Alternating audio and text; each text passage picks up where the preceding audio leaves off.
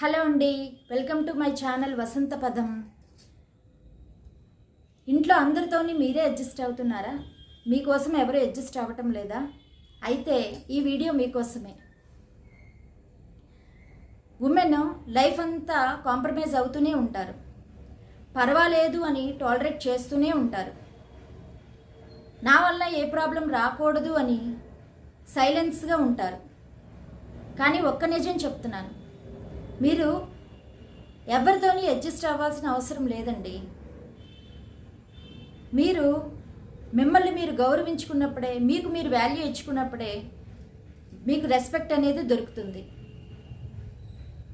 ఈరోజు ఒక ప్రాక్టికల్గా మనం ఒక చిన్న టిప్ చెప్తాం. ఈరోజు నుంచి ఒక చిన్న చేంజ్ చేయండి. మిమ్మల్ని ఒపీనియన్ అడిగినప్పుడు మీరు క్లియర్గా చెప్పండి. మీరు అలసిపోతే రెస్ట్ తీసుకోండి.